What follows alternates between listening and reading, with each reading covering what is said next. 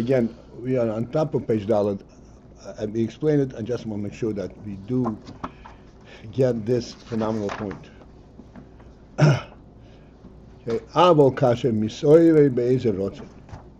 But when he is aroused to some particular ratzon,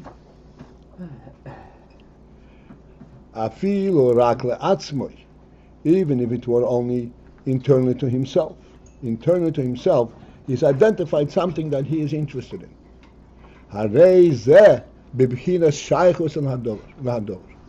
This has a quality that's called shaychus and hadover, that he relates to that thing that to which he has now a tendency for.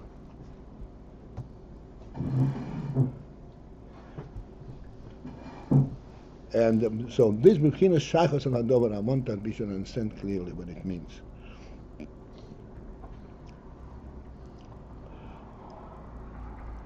If you take a person and you put him in a room by force, he is automatically in that room. But he did not choose to be in that room, which means he does not have a personal relationship to it. He's there on account of the fact that you put him there. So even though he will try to orient himself and make himself comfortable, but that does not constitute a kind of a personal relationship to where he is. He essentially is out of this room, and he's still oriented in terms of the way he is out of this room unto himself. But he has to conform, so to speak, to the contours of the room. If he's going to sit down, he's going to sit down where this room allows him to sit, not because this is his place to sit and so on and such things. We understand this is very simple. Matter of fact, this is probably what we initially think of when a person is going someplace because he has a reason to go. It's because he's compelled to go. It's not his personal relationship. If it comes to a ratzon, the ratzon, as we said before, the Oneg and ratzon, this is the entire nefesh. And in that Oneg ratzon, everything is present. Every possibility is present. So when you soire b'ratzon,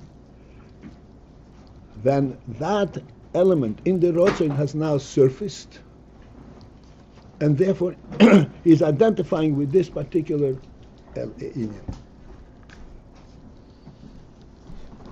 And there's a shaychus to this particular inyan.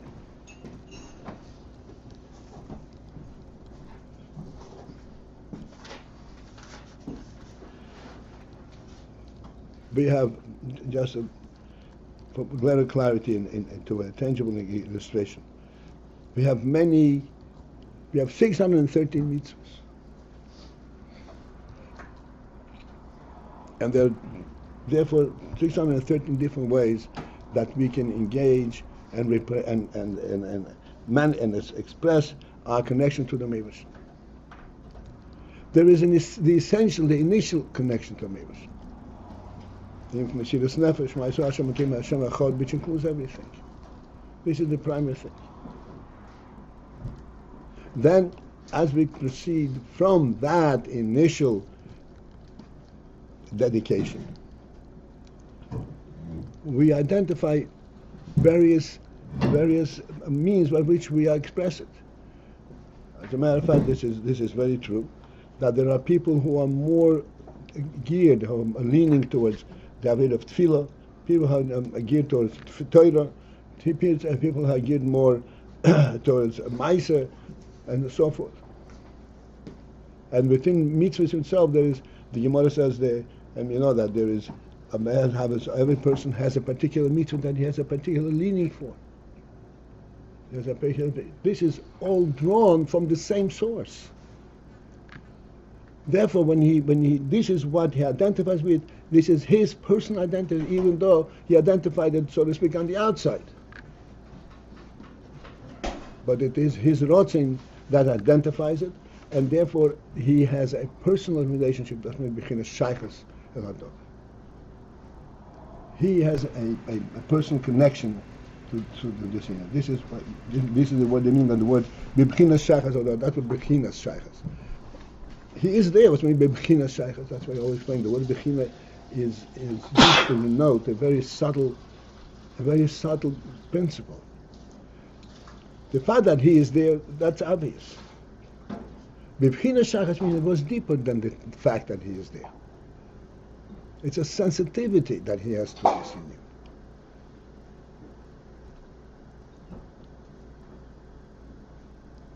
And when there's ideas, when there's Yisraelus ratzon, means that this ratzon, that now he identifies a personal relationship to the singer. It's in bechinas shaychus.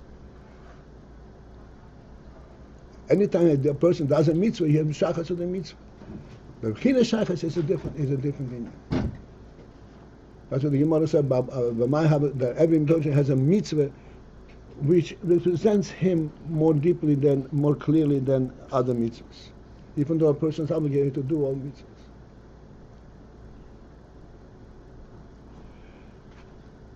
Okay, second line. And before that he was nisoyer, meaning when he was aroused to identify this ratzon, the union from ratzon, then he is not in the state, in the element of gilui at all.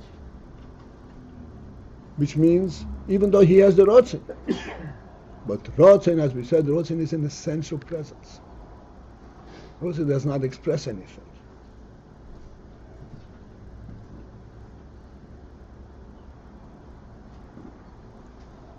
Therefore, it is not bechinas gilui. It has no element of gilui at all.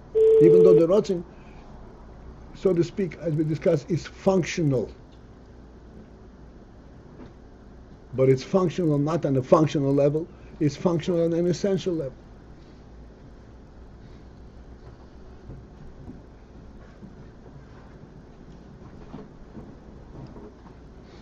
Gam loy le'atzmai, not even internal to himself. There's no gilui element at all. Again, not that there is not gilui. He's not expressing anything. He's not bechinas gilui. There isn't the subtle meaning of gilui. He's not expressing anything.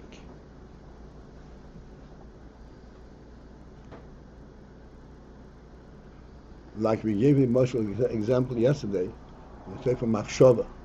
Machshava, it says in machshava mishetet stone. Machshava is absolutely constant.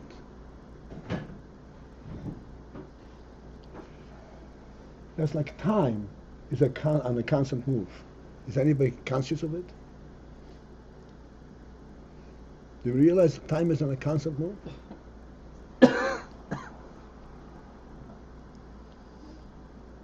Machshava is on a constant function. But it's not bechinas gilui.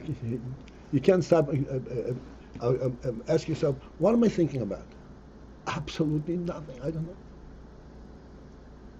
But the thought is constant here, because the thought is not about something. It is the expression of life itself in an active state, in an active manner. It is not incorrect to say I'm thinking about everything. The way the nefesh is, and that's how I'm thinking. And then if I identify with something in the world, from that everything I take this one element.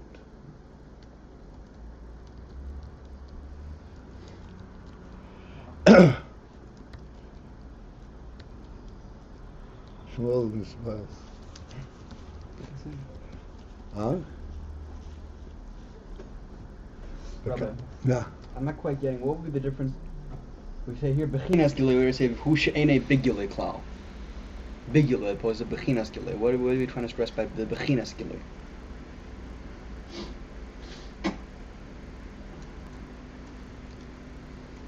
One second. What is it? Hush ain't a begila.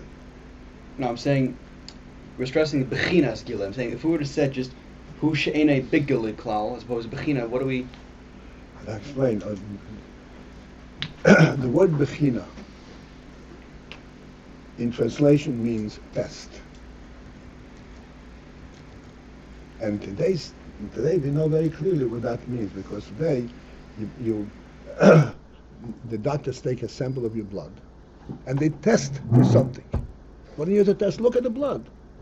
If it's there, it's there. You can't tell anything. One blood and another blood looks exactly the same. The healthiest blood and Rahman Islam infected blood look exactly identical. But if you break down what actually makes it tick to a very minute level, on a chemical level, blood is not chemical, blood is blood, then you can identify, oh, there is some kind of admixture there. Doctor. This is bechina. Bechina means you can sense, if you test under microscope, if you test it, microscope is not the normal way of looking at things. This is not how and this is even deeper than microscope, because this is not, does not appear, it just it makes itself known if you examine your own thoughts. You never know about it. That's my bechinas. So here we're saying that the ratzon, the essential ratzon, would seemingly at first glance would be seeming an experience of gilui, but when we go deeper into it, we see that it's not the bechinas gilui, because it's not really it's not really revealing anything in an environment outside of itself. Well, that's no, what no, that's not what no. But on the contrary, we say the ratzon is clearly not bechinas gilui. Ratzon is not a gilui. Ratzon is a constant thing. As I said, the ratzon is everything. Whereas everything is everything. Gilui means that something is being expressed. Can you walk everywhere? No. But you can have you have the ability to walk everywhere. The koyah halicha is everywhere. Okay, guys, because I thought on the previous page we were talking Yes. about the ratzon ha'atzmi as a gilui la'atzmi. So in other words, No. Oh, that's what. Yeah. So I thought that's the difference. It's gilui. It's a seemingly an experience of gilui, but it's not bechinas gilui. That's right. Okay. That's Then it says also bechinas. all right. Bechinas gil. That's what we have. That's why we have to use the same word sometimes. and we have to understand the expression. We have to understand the context.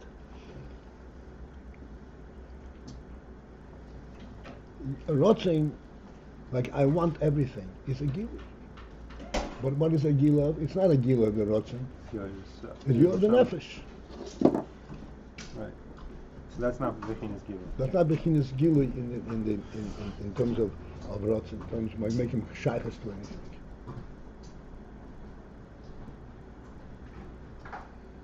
That was the first one. No bechinas gilui. Yeah, the first one you said. Bechinas gilui atzmai. That's It's a gilui of himself. It's a gilui of himself. Of his nefesh. Oh, that's right. And in himself, this is gilui, because the nefesh itself is above the world altogether, above the goof. Nefesh has no interest in the world. So when he becomes oriented in the world, in whatever way it is, in everything, that's a gilui from the nefesh. But this is not an identify. It's not a gilui in the sense of identifying. A gilui means an expression. This union that the nefesh wants everything, when it comes in the world, wants everything, is not really a gilui from nefesh. It is the nefesh being the gilui.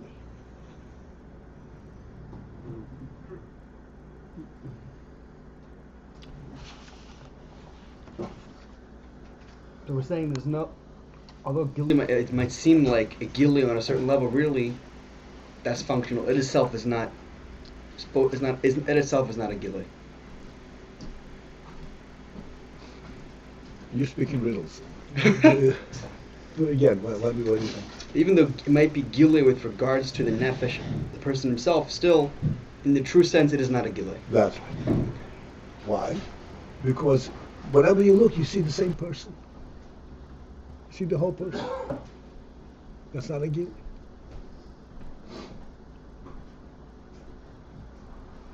A person needs to eat and drink in order to feed himself. When he drinks, I mean, oh, identify with drink. When he eats, identify with eating. It's coming from the same source, but that's a gili. I need to do this, I need to do this. The fact that I need to eat is not a gili from that element.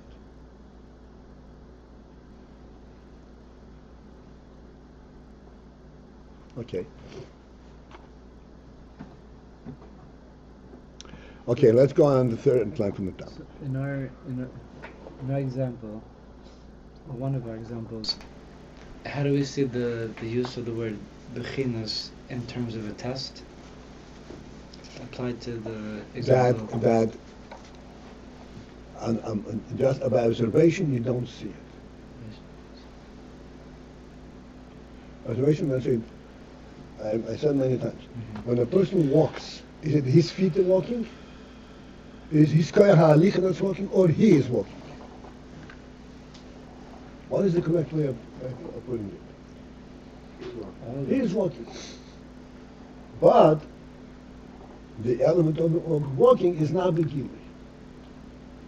It's bechinas gili. It's not identifying him as a walker.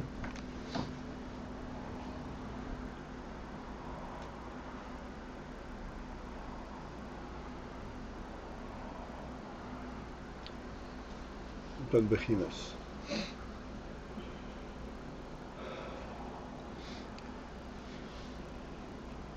Right.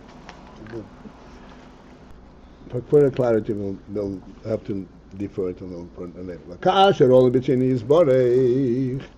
And when it arose in Hashem's will, that the ratzon, the ratzon is higher than everything. Ratzon is an Oneg. This is in the essence. All of B'tzeina is what. All it means it occurred to the ratzon, which means that the ratzon has now begun to act. That has an element of hamshocha, an element of drawing, v'gilui, and it is expressing the inherent and that content in this ratzon. And in what way is it expressed? El klolus ha'yishtalshelus bichlal, to the inyan v'hishtalshelus.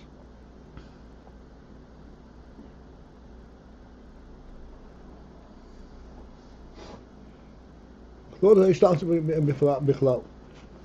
Hishtalshelus, this is how the world comes to be. But the inyan of hishtalshelus is actually identifying what world is.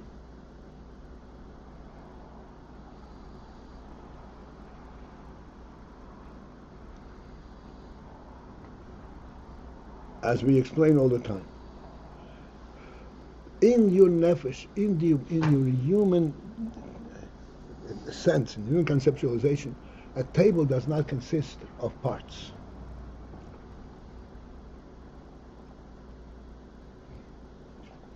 It consists something of a human element. It's not even a presence outside of yourself. It is what is representative of what a human being is.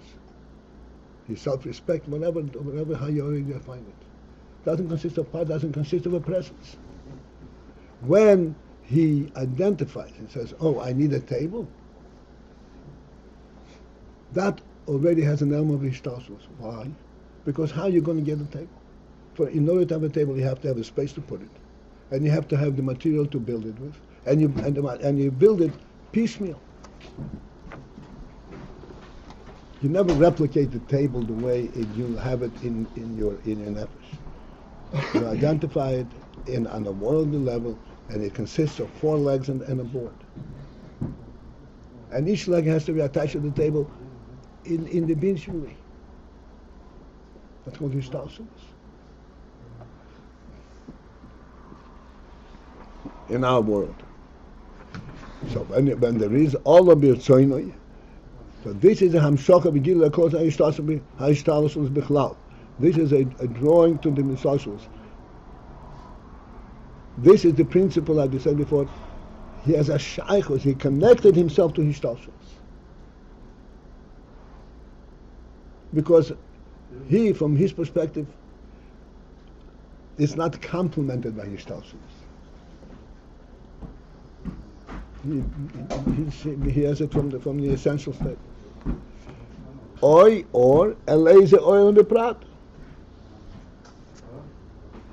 Or that he has now been drawn to in a particular world, the prat. Whether close hishtalshalos or in a particular world. Every world has an element of hishtalshalos internal to itself.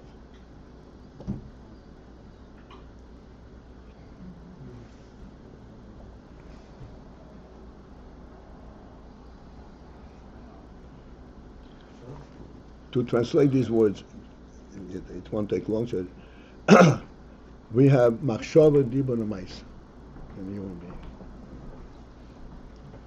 Machshava, dibur, and ma'isa are at a world level. This is not a nefesh element. This is that which the nefesh creates. Machshava, dibur, and ma'isa.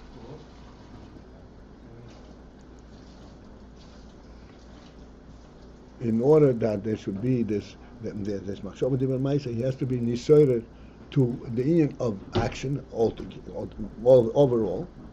In other words, to bring himself into the outside reality, so to speak. Or I wanted to think, or I want to speak, or I want to do. It's the different worlds that he may have an inclination for.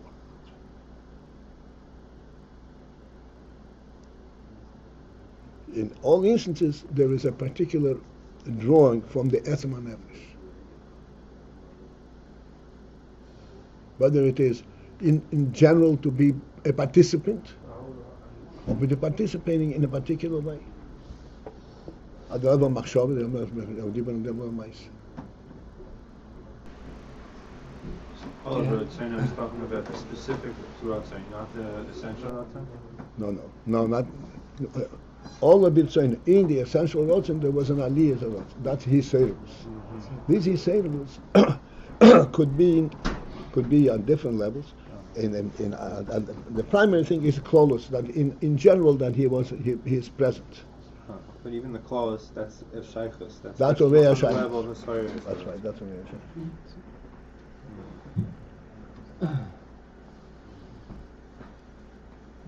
If a person, going out to our table, in order to want a table, think about it.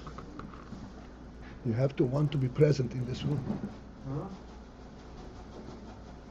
or in the outside world.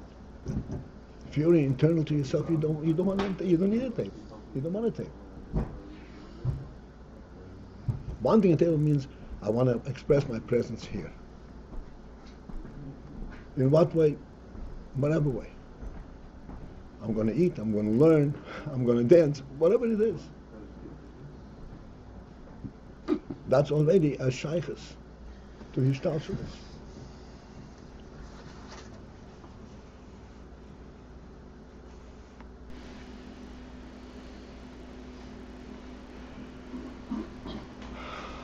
Just don't want to miss the road. All right, let's leave it here. Have a great day.